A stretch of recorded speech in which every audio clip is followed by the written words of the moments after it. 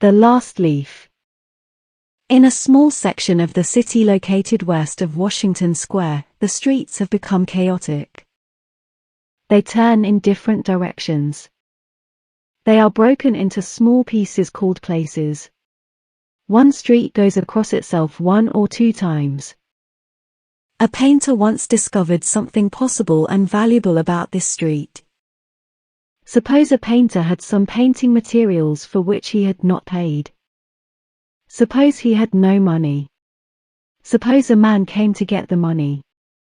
The man might walk down that street and suddenly meet himself coming back, without having received a cent. This part of the city is called Greenwich Village. And to old Greenwich Village, the painters soon came. Here they found rooms they like, with good light and at a low cost. Sue and Johnsy lived at the top of a building with 3 floors.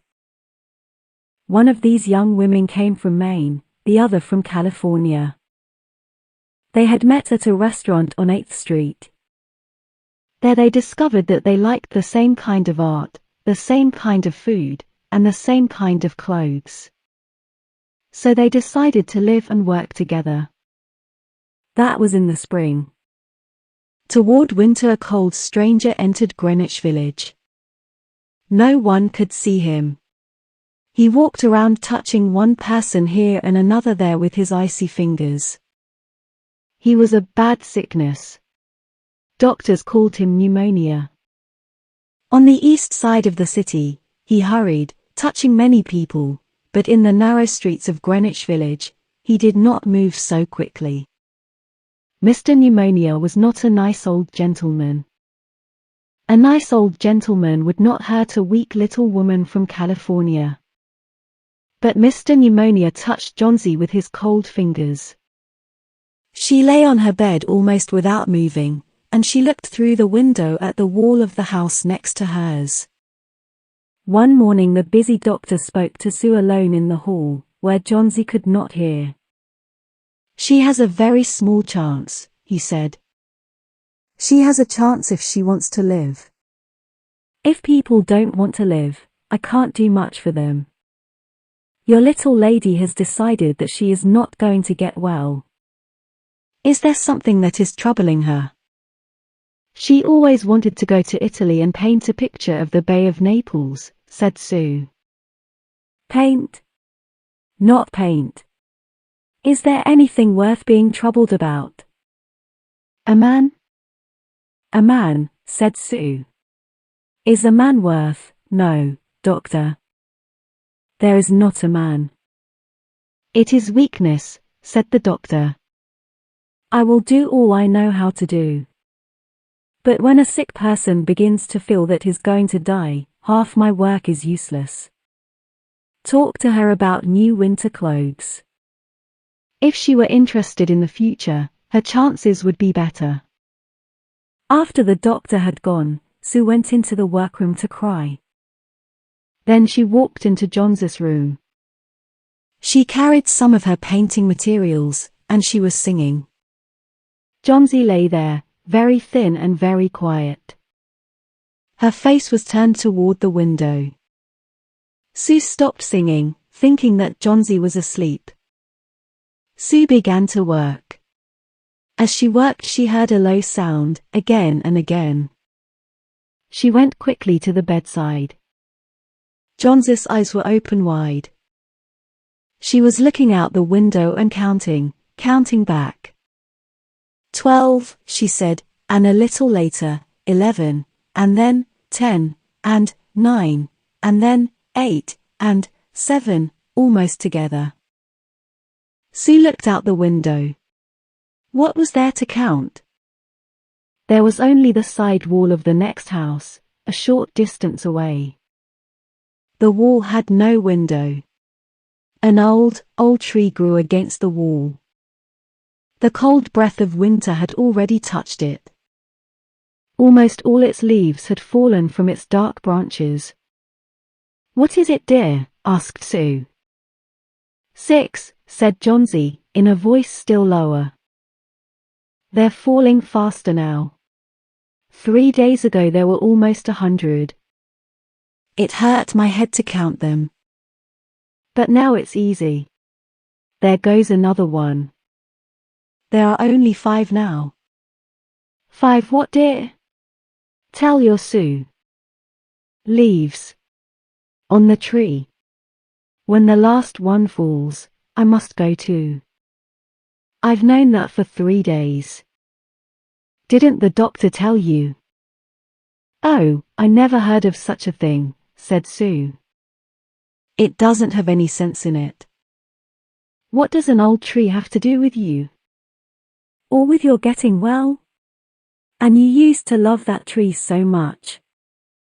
Don't be a little fool. The doctor told me your chances of getting well.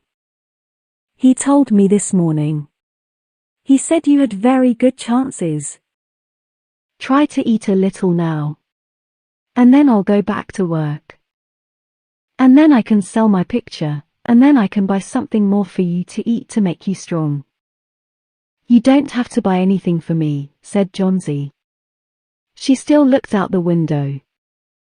There goes another. No, I don't want anything to eat. Now there are 4. I want to see the last one fall before night. Then I'll go too.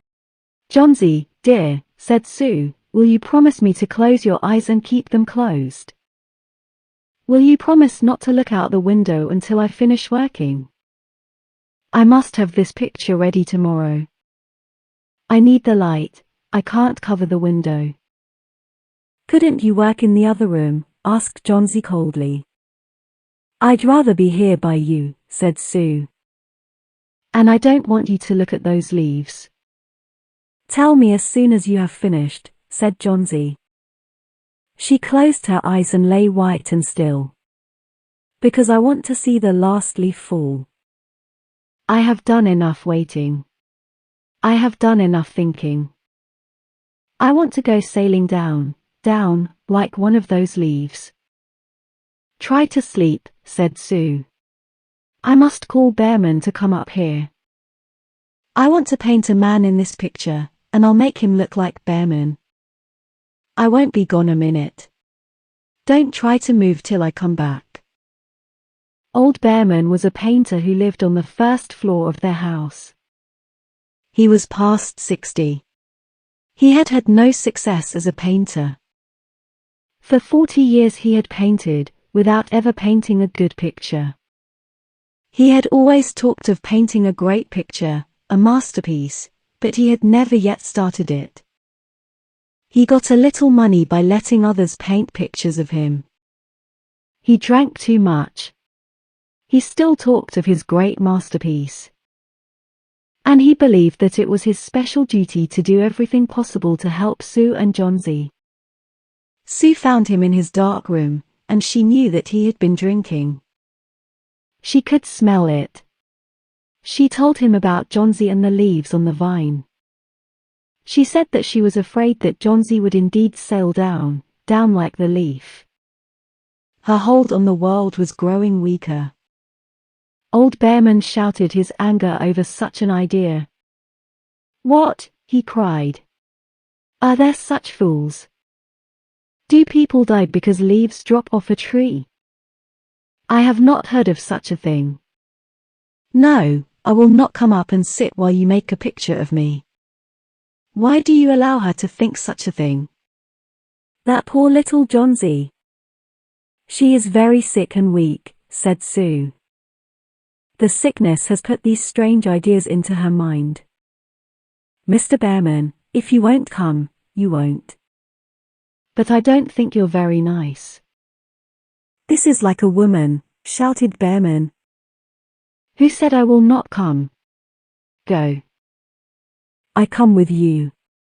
For half an hour I have been trying to say that I will come. God! This is not any place for someone so good as Johnsy to lie sick. Some day I shall paint my masterpiece, and we shall all go away from here. God! Yes.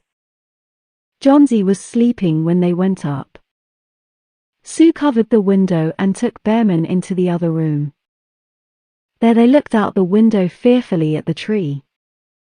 Then they looked at each other for a moment without speaking. A cold rain was falling, with a little snow in it too. Bearman sat down, and Sue began to paint. She worked through most of the night. In the morning, after an hour's sleep, she went to Johns's bedside. Johnsy with wide-open eyes was looking toward the window. "I want to see," she told Sue. Sue took the cover from the window. But after the beating rain and the wild wind that had not stopped through the whole night, there still was one leaf to be seen against the wall. It was the last on the tree. It was still dark green near the branch. But at the edges, it was turning yellow with age. There it was hanging from a branch nearly 20 feet above the ground. "It is the last one," said Johnsy. "I thought it would surely fall during the night. I heard the wind. It will fall today, and I shall die at the same time." "Dear, dear Johnsy," said Sue. "Think of me, if you won't think of yourself." "What would I do?" But Johnsy did not answer. The most lonely thing in the world is a soul when it is preparing to go on its far journey. The ties that held her to friendship and to earth were breaking, one by one. The day slowly passed. As it grew dark, they could still see the leaf hanging from its branch against the wall.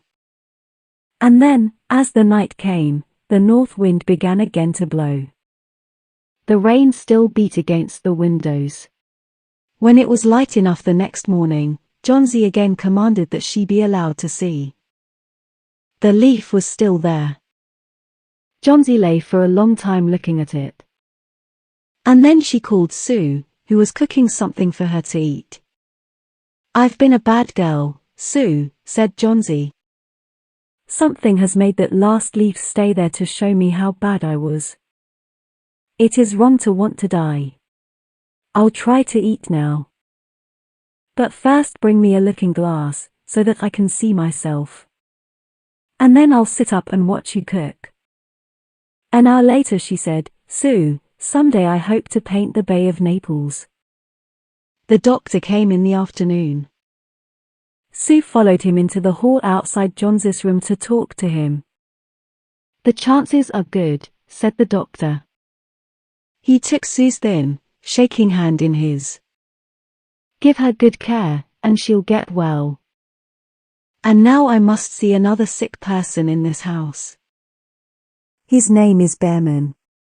A painter, I believe. Pneumonia too. Mike is an old, weak man, and he is very ill. There is no hope for him. But we take him to the hospital today. We'll make it as easy for him as we can." The next day the doctor said to Sue, "She's safe. You have done it. Food and care now, that's all." And that afternoon Sue came to the bed where Johnsy lay. She put one arm around her.